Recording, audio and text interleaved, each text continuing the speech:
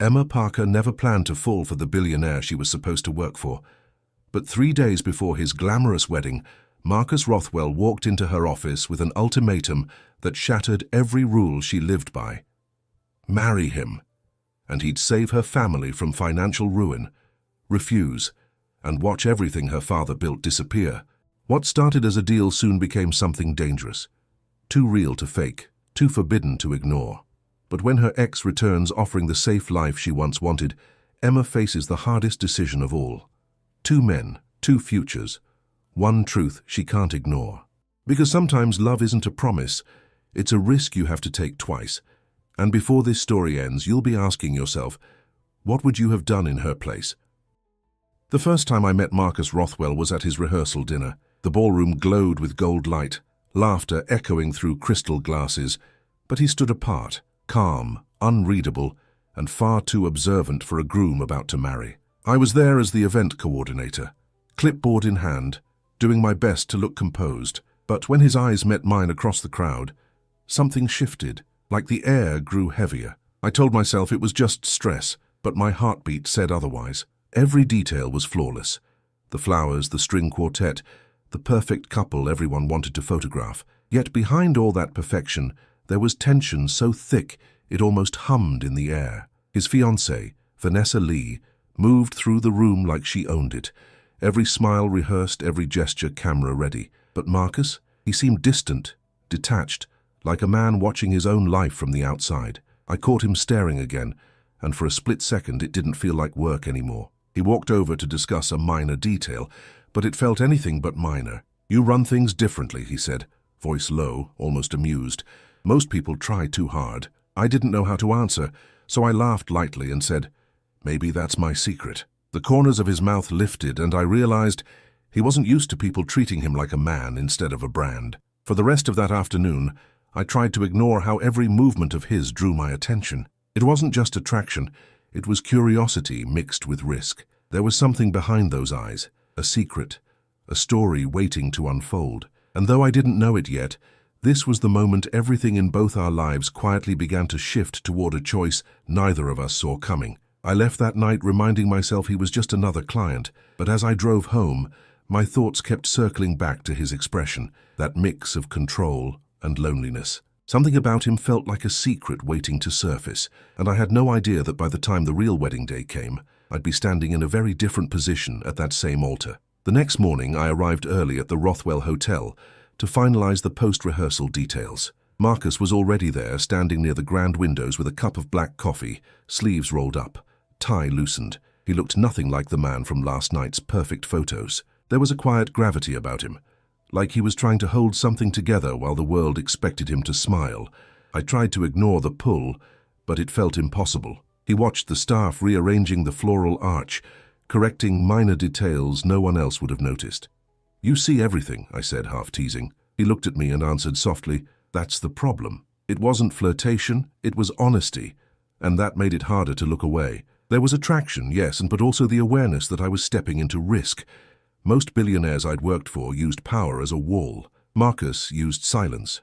It wasn't arrogance, it was armor. I'd seen that kind of distance before, in people who'd learned that vulnerability could cost them everything. Maybe that's why he fascinated me.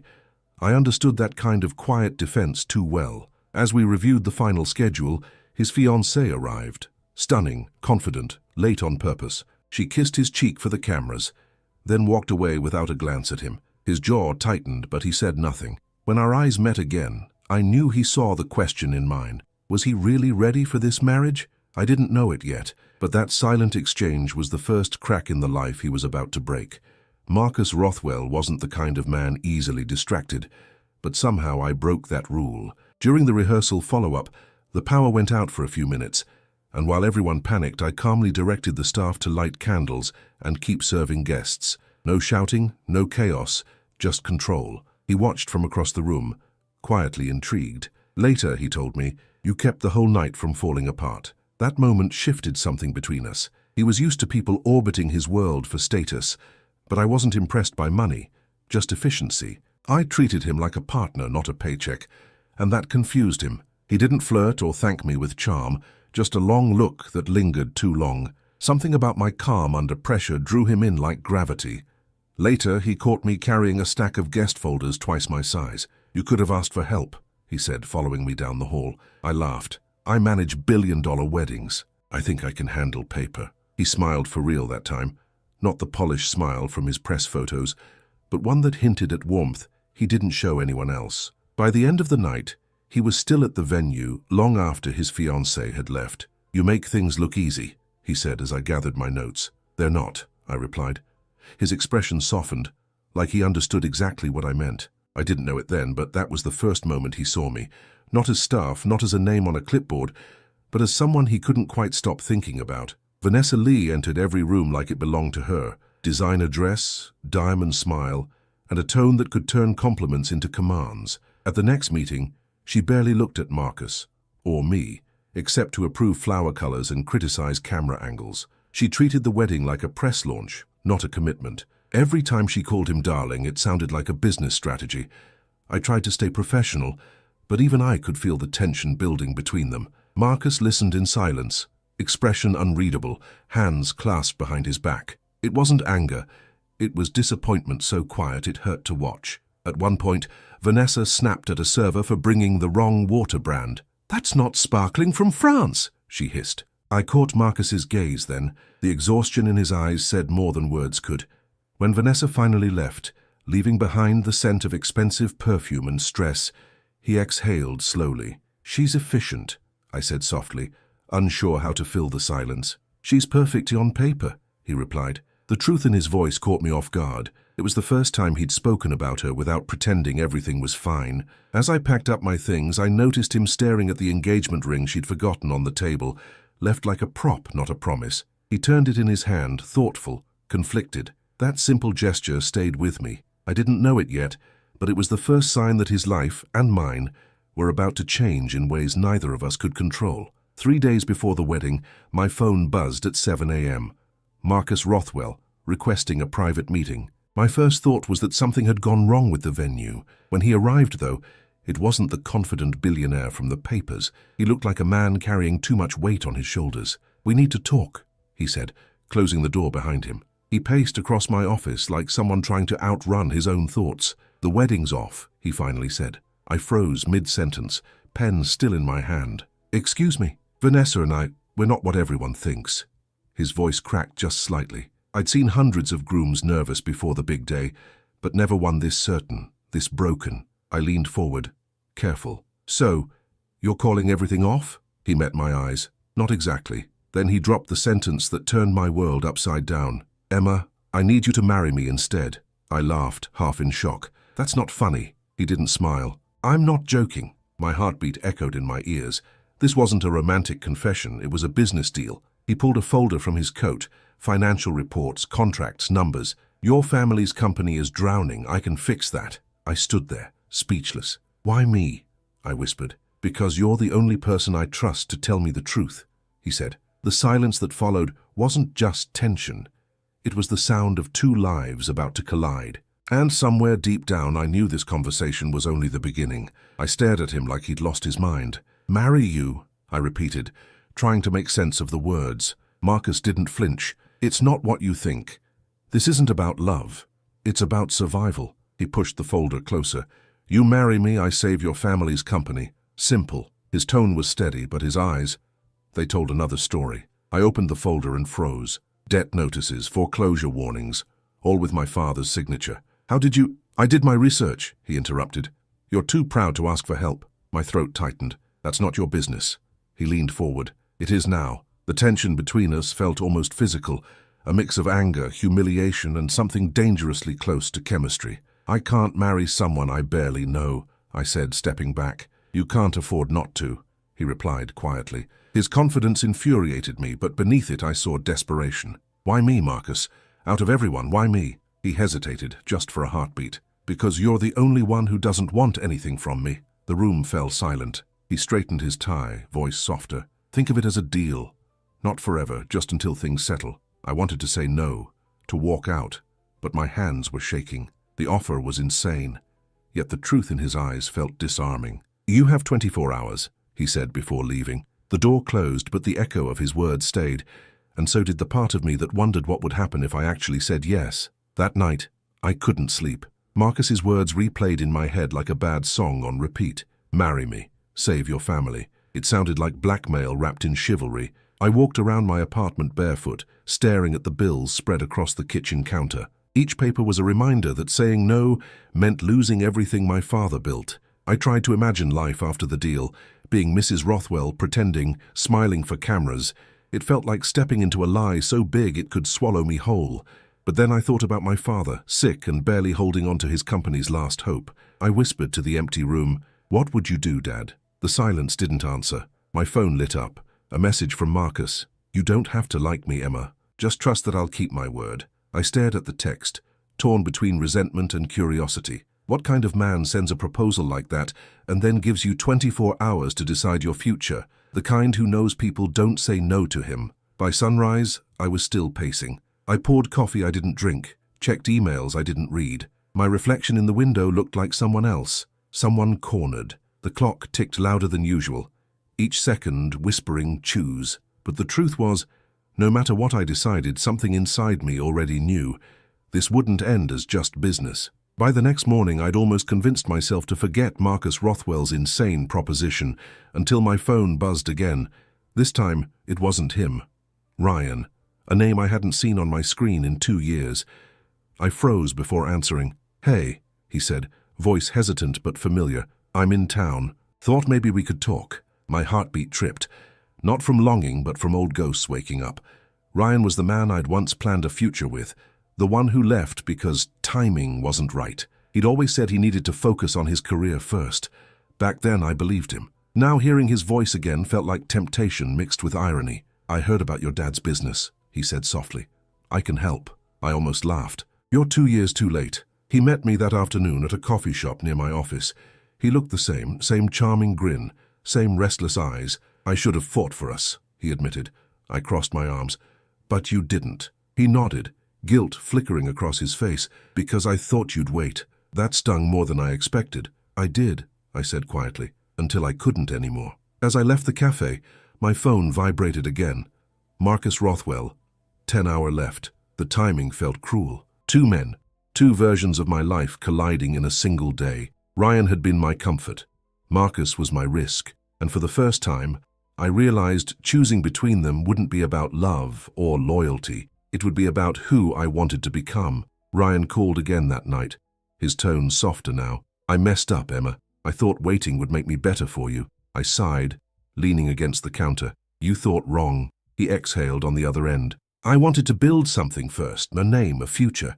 I didn't want you to settle for a man still figuring himself out." His honesty hurt, because once upon a time I would have believed it. When we met years ago, I was the dreamer, and he was the plan. We were supposed to grow together, except he grew alone. "You disappeared when things got hard," I said quietly. "You could have called." "I didn't think you needed me," he admitted. "You always looked stronger than I felt." That line almost broke me.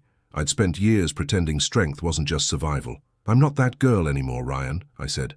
"The one who waited." He chuckled softly, more regret than humor. "Yeah, I can tell." His words lingered, part admiration, part goodbye. But before I could answer, another message came in from Marcus. "Meet me tomorrow. Final decision." The timing was cruelly poetic. One man asking for forgiveness, another asking for a future. That night, I realized something Ryan never understood. Strength wasn't about waiting.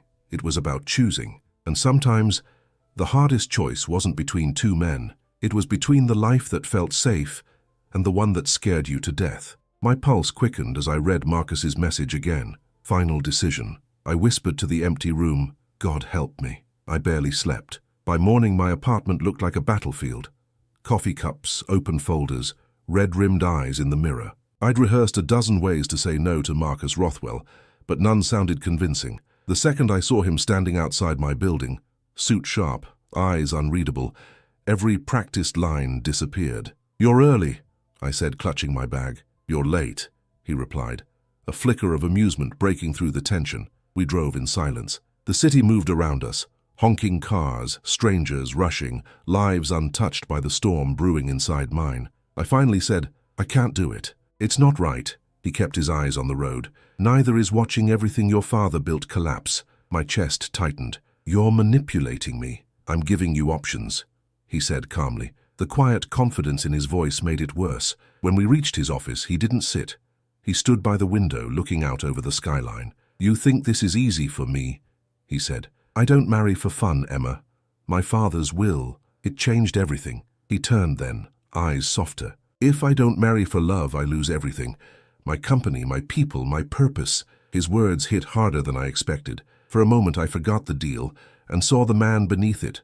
Tired, cornered, fighting the same kind of fear I was. "You don't even know me," I whispered. He stepped closer. "I know you care more about doing what's right than what's easy. That's enough for me." I didn't answer. Couldn't. Because in that instant, I realized the truth. Saying no to him might hurt less than saying yes, but it would haunt me forever. I showed up at Marcus's office the next morning with my heart in my throat.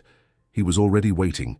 Jacket off, sleeves rolled up, tie loosened like he'd been thinking all night. "You came," he said quietly. "Don't make it sound romantic," I replied, though my voice betrayed me. The truth was, I didn't know if I was there to say yes or goodbye. He slid a contract across the desk, his expression unreadable. "This protects you," he said.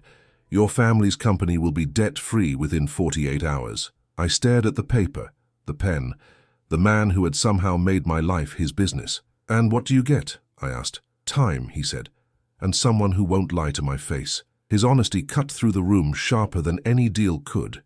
I signed before I could think too hard. The sound of the pen on paper was louder than it should have been. He leaned back, exhaling like he'd been holding his breath for days. "One condition," I said quickly.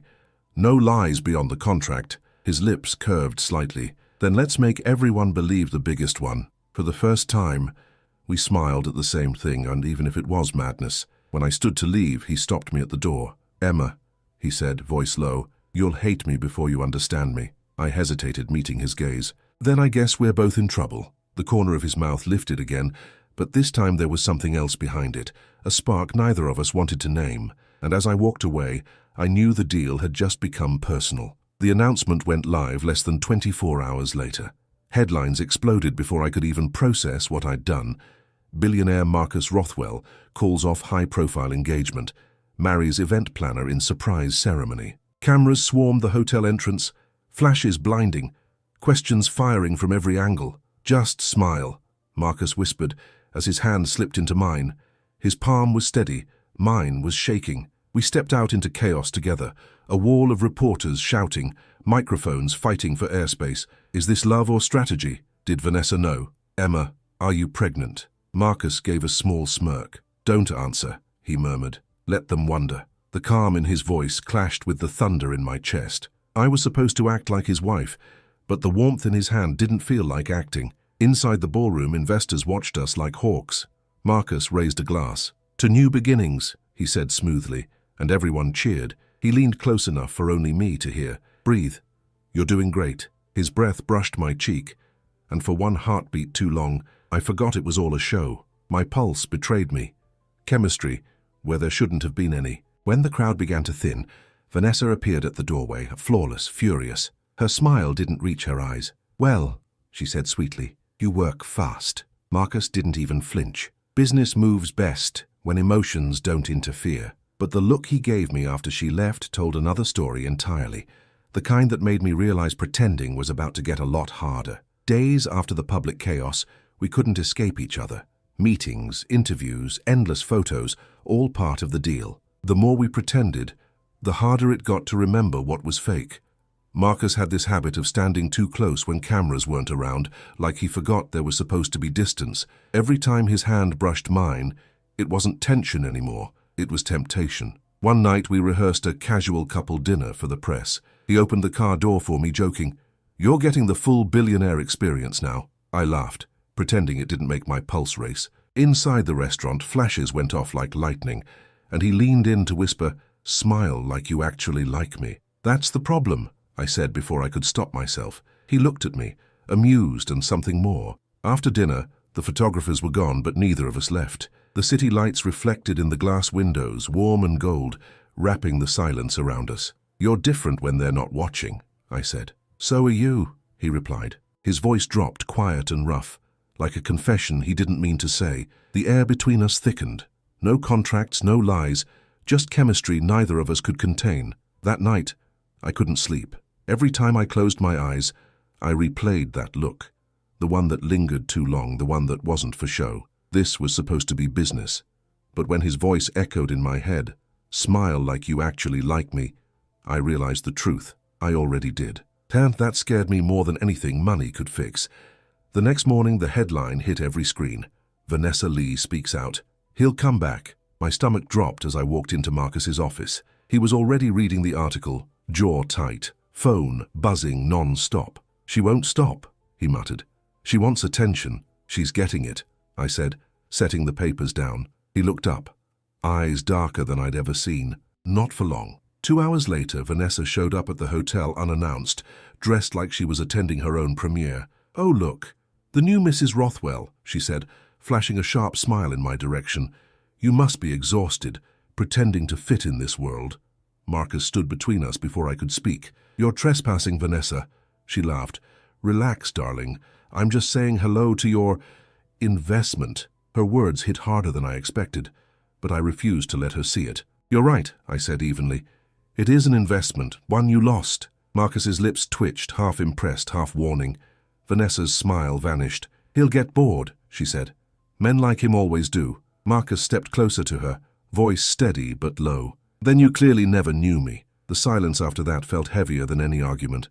She left with a final look, sharp, cold, and full of promise. Marcus turned to me. "Don't let her get to you," he said softly. "I'm fine," I lied. My pulse was still racing, half from adrenaline, half from how close he'd stood. "You handled her well," he added. I forced a smile. "I've dealt with worse brides." He laughed, but his eyes lingered, long enough to tell me Vanessa wasn't the only one losing control of her emotions. The next day, the PR team cornered Marcus with a crisis. Vanessa's interview had tanked investor confidence, and the board demanded a public statement. "We need to prove the marriage is real," one advisor said. Marcus turned to me, calm but cold. "Then we'll give them a show." He adjusted his cufflinks and whispered, "Stay close, don't lose eye contact, and whatever happens, smile." The cameras were already waiting when we walked into the conference room. I could feel the tension humming in my bones, hundreds of eyes, microphones, questions like bullets. "Mr. Rothwell," one reporter shouted, "did you marry for love or to save your company?" Marcus smiled faintly. "A little of both." Laughter rippled, but the next question was sharper. "And you, Mrs. Rothwell, what's the truth?" My throat tightened.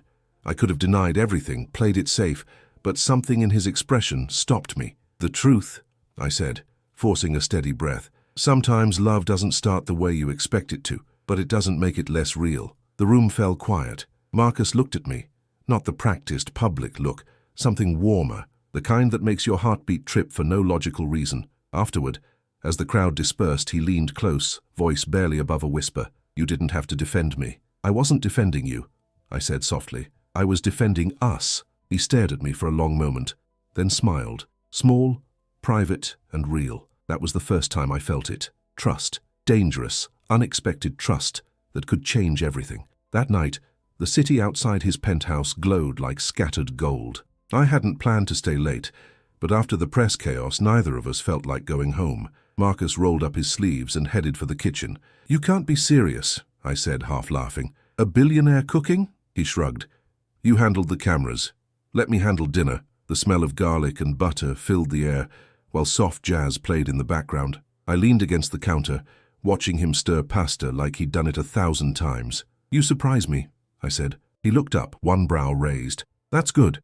Keeps the deal interesting." I smiled. "You mean the marriage?" His smirk faded for just a second, enough to show the vulnerability hiding underneath the charm. We ate at the kitchen island. No silver platters, no champagne.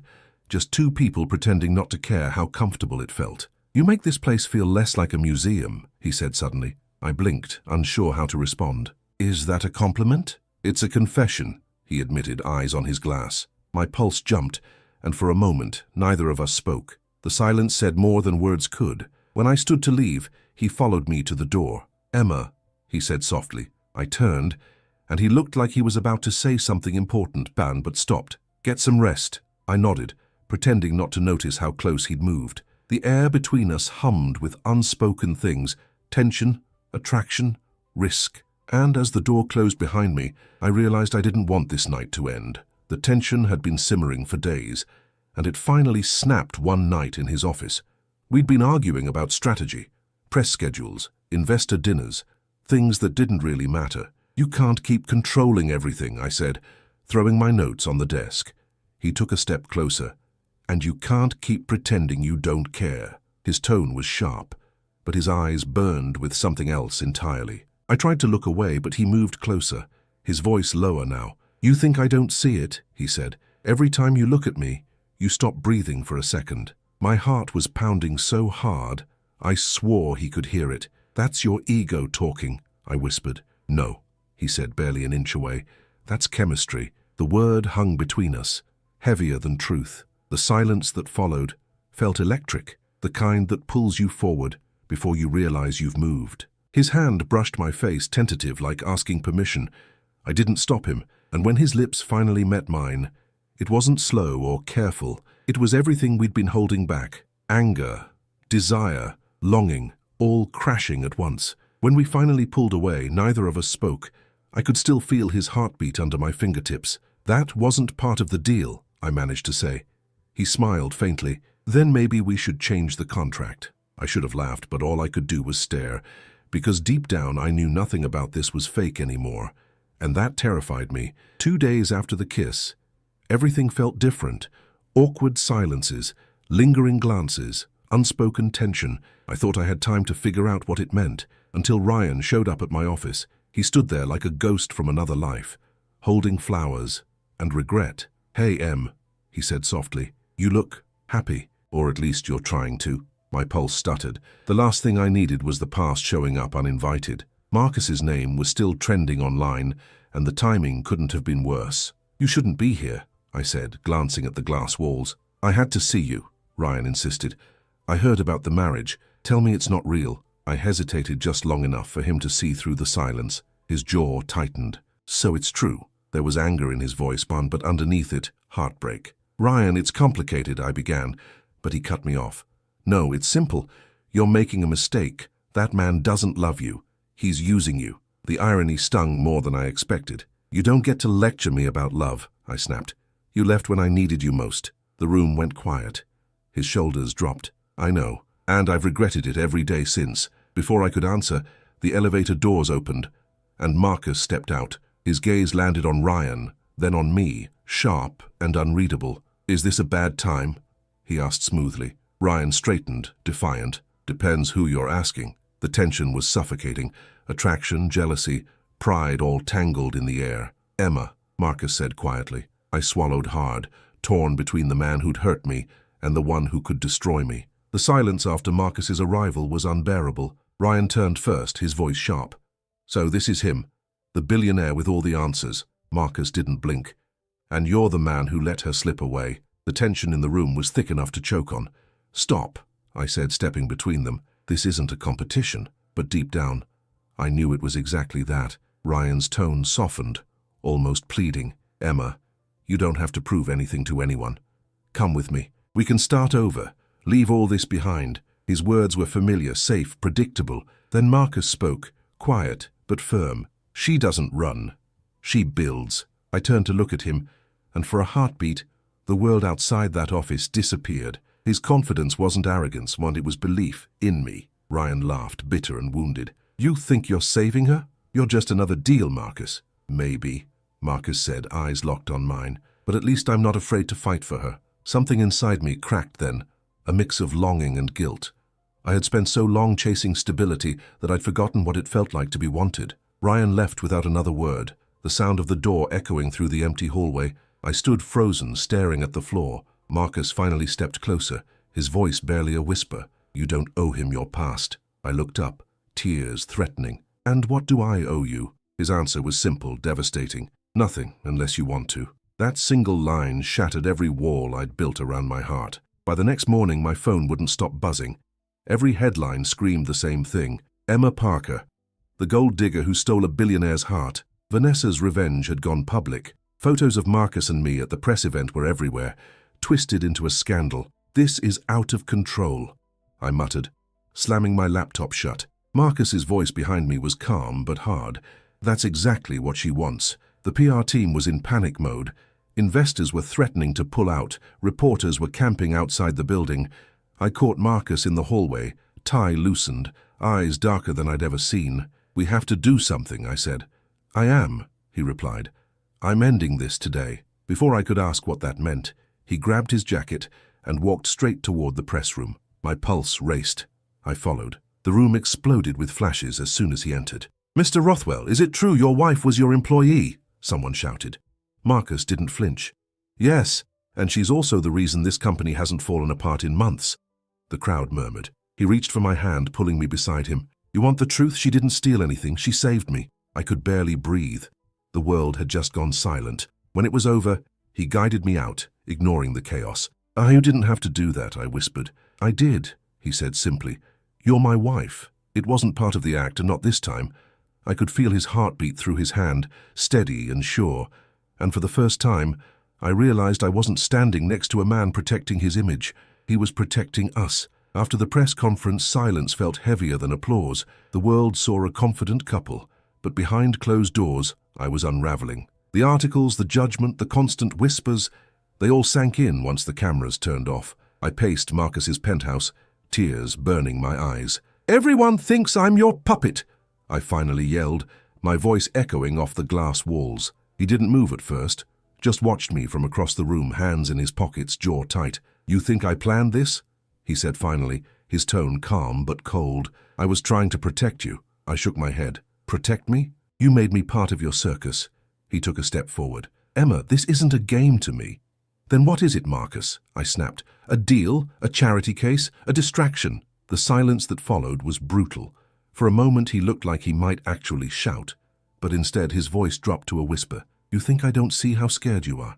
You hide it behind pride, but I know what it's like to build walls so high you can't breathe." My chest tightened. For the first time I heard vulnerability, not control.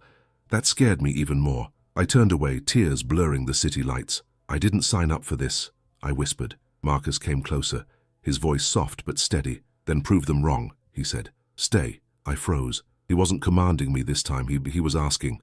And for a second I wanted to say yes, but my heart was too busy breaking to answer. That night, sleep wouldn't come. I sat in Marcus's study, surrounded by silence and half-empty coffee cups. I'd yelled at him like he was the villain, but his words wouldn't leave me. "You hide it behind pride." Maybe he was right. Maybe we were both too used to fighting alone. I opened one of the old boxes stacked by the bookshelf, desperate for distraction, and found a letter addressed in faded ink.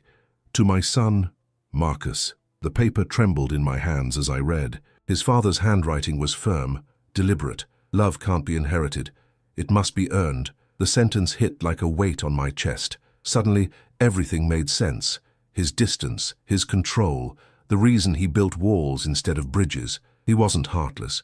He was afraid that no one could love him without the empire attached. When he walked into the room later, I didn't hide the letter. "You weren't supposed to find that," he said quietly, standing in the doorway. "Maybe I was," I replied. He looked exhausted, like a man who hadn't rested in years. "You think I married you for a deal," he said. "But it was never just that. I needed someone who could see me, not my name." I didn't know how to answer. My throat tightened, but for the first time there was no tension, only understanding. I walked closer, placing the letter back on his desk. "Then stop hiding," I whispered. "Let someone actually see you." He met my gaze, and something shifted in his expression, softer, unguarded. That was the moment I realized we weren't pretending anymore. We were learning how to fall. It happened the next evening, right after another long day of pretending everything was fine. I walked into Marcus's office, ready to talk about the next PR event, but he was already there, jacket off, tie loose, eyes on me like he'd been waiting. "We can't keep doing this," I said quietly. "This deal, this illusion, it's destroying us." He stood slowly, his expression unreadable. "Then end it." I froze. "Just like that?" He nodded. "If you think this was just business, walk away." I opened my mouth, but nothing came out. Every memory, every glance, every heartbeat flashed through me all at once. "You made me believe I mattered," I said, voice cracking. "You do," he said instantly, stepping closer. "That's the problem." His confession hit like a pulse between us, too real to ignore. I shook my head, tears forming. "You can't say things like that, Marcus. It blurs the line." He laughed softly, without humor. "Emma, that line disappeared the moment I kissed you." The room went still. "I'm not your cover story anymore," I whispered. "Then be my reason," he said. The words were low, raw. A man stripped of his defenses. My breath caught. The walls I'd built crumbled quietly. Neither of us moved for what felt like forever. The air was thick with everything unsaid. Tension, longing, trust. He reached for my hand but stopped halfway as if asking permission. This time I didn't pull away. "If we do this," I said softly, "it can't be a lie." His answer was simple, certain. "Then let's tell the truth." And for the first time, the truth felt safe in his hands. The irony wasn't lost on me. The real wedding was happening on the same day the original one was supposed to. The morning sun poured through the Rothwell penthouse like gold over glass. Cameras were already outside and the city buzzed with gossip. I stood in front of the mirror, dressed simple but elegant, heart pounding so loudly it drowned out the noise. "You don't have to do this," Marcus said from behind me. "I know," I whispered, "but I want to." The drive to the venue felt like walking through a dream I'd already lived once, but this time nothing was rehearsed. Marcus sat beside me in silence, his hand resting near mine, but not touching. "You're quiet," I said softly. "Just thinking how this all started," he replied. "A deal that turned into everything I didn't know I needed." I smiled faintly. "Then let's not make the same mistake twice." The ceremony was small. No press, no spectacle, just a handful of people who mattered. As I walked down the aisle, the music faded and all I could see was him. Gone was the distant billionaire. In his place stood the man who'd fought for something real. When I reached him, his hand trembled as it met mine. "Nervous?" I teased. "Terrified," he whispered, and it made me love him more. For a second I thought about all the noise outside, the headlines, the doubts, the lies. But then Marcus leaned in and said, "Let them watch. For once, they'll see the truth." My chest tightened as the officiant began to speak, every word blurring into a heartbeat. This wasn't a contract anymore. This was a surrender. Two people choosing each other in a world built on appearances. And for the first time I didn't feel like an imposter. I felt like home. The vows were barely over when everything began to unravel. As we stepped outside, Ryan was there, waiting near the entrance, surrounded by flashing cameras and reporters. "Emma," he called, voice trembling but loud enough for the world to hear. "You don't have to do this. You can still walk away." Gasps rippled through the crowd. My chest tightened as Marcus froze beside me. Ryan's eyes locked on mine. "You're marrying a man who used you. I'm offering the life you always wanted." The words hit like a wave, because part of me had once wanted that. The quiet life, the safety, the normal. Marcus took a slow breath, stepping closer, calm amid the chaos. "If you still love him," he said, voice low enough only I could hear, "go. But if you love me, stay." The world disappeared then. Cameras, voices, all of it fading into a heartbeat. Ryan looked desperate. Marcus looked certain. And I was split in two. My mind screamed logic, but my heart remembered every unguarded look, every truth Marcus had risked to tell me. He'd given me a choice, not control. For once, no one else was deciding for me. I turned slowly, eyes meeting Marcus's. The silence was unbearable. Then I said the only thing that felt true. "I'm not choosing wealth or comfort. I'm choosing the man who saw me when I was invisible." His expression broke, relief, emotion, disbelief all at once. The crowd erupted, flashes blinding.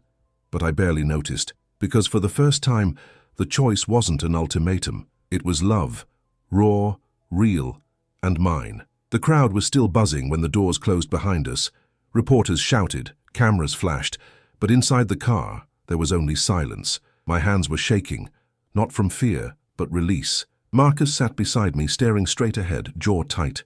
"You didn't have to choose me," he said finally, his voice quiet, uncertain. "I know," I whispered, turning to face him. "That's why I did." He laughed softly, the tension breaking just enough for him to breathe again. "You just ruined my reputation," he said, half smiling. "Good," I replied. It was getting boring anyway. For the first time, he leaned back, eyes closed, relief washing over him. "You have no idea what that meant," he murmured. "You have no idea what you risked," I countered. "We're even." The truth settled between us, fragile, imperfect, human. When we got home, the city lights glittered like a promise. Marcus opened the door for me, but this time it wasn't about chivalry. It was about respect. "I don't want a perfect marriage," he said quietly. "I just want an honest one." I smiled, brushing his hand as I passed. Then stop talking about it and start proving it. His laughter filled the space, warm and unguarded. That night, for the first time, there were no contracts, no press, no secrets. Just two people sitting on the floor of a penthouse, eating takeout and watching the city breathe. He looked at me and said, "You know, I didn't think I believed in fate." I tilted my head. "And now?" His eyes softened. "Now, I think fate looks a lot like you." My heart stopped for a second, not from fear, but peace. Years passed quietly, and for once silence didn't feel heavy. Emma Rothwell, the name still made her smile, now ran her own events firm in New York, one that helped small businesses like her father's survive. She never took advantage of Marcus's wealth. She didn't need to. They'd built something stronger than a company. They'd built trust, and somehow that had become their greatest fortune. Marcus had changed too. The man who once controlled every moment now learned how to live in them. He still ran his empire, but he spent more time at home than in meetings. Sometimes he'd walk into Emma's office with coffee and say, "You're still the boss here, right?" And she'd grin. Always. The tension that once defined them had turned into the kind of chemistry that only deepened with time. One evening, as the sun set over the skyline, she found him staring out the window, lost in thought. "Penny for your thoughts?" she asked. He turned, smiling that rare, unguarded smile. "Just thinking how close I came to losing everything," she teased. "The company?" "No," he said softly. "You." She laughed, stepping closer, resting her head against his shoulder. "You never had to earn me, Marcus. You just had to stop hiding." He looked down at her, eyes warm. "Why me?" he asked quietly. The same question he'd once asked years before. She smiled, tracing the edge of his sleeve. "Because you were the only one who saw me, not what I could give you." The city glowed around them, and for a moment, the world outside disappeared. There was no deal left, no lies, no fear, just love. Real, steady, forever. As the city lights shimmered below their penthouse, Emma whispered, "Funny how everything started with a deal." Marcus smiled, his hand finding hers. "And ended with a choice," he said. The camera would have pulled back right there, two silhouettes against a skyline that once divided them, now holding everything that mattered. Because sometimes, forever doesn't begin at the altar. It begins the moment you choose someone twice. Love doesn't always come wrapped in timing, logic, or perfection. Sometimes it arrives as a choice that tests everything you believe in. Emma learned that the hardest decisions aren't between right and wrong. They're between fear and faith. And maybe that's what real love is. Not certainty, but the courage to take a risk even when everything's on the line. What about you? Have you ever had to choose between what was safe and what felt right? Tell us in the comments. Your story might help someone else find the courage to choose too. And if this story moved you, don't forget to like, subscribe, and share it. Because someone out there needs to hear it tonight.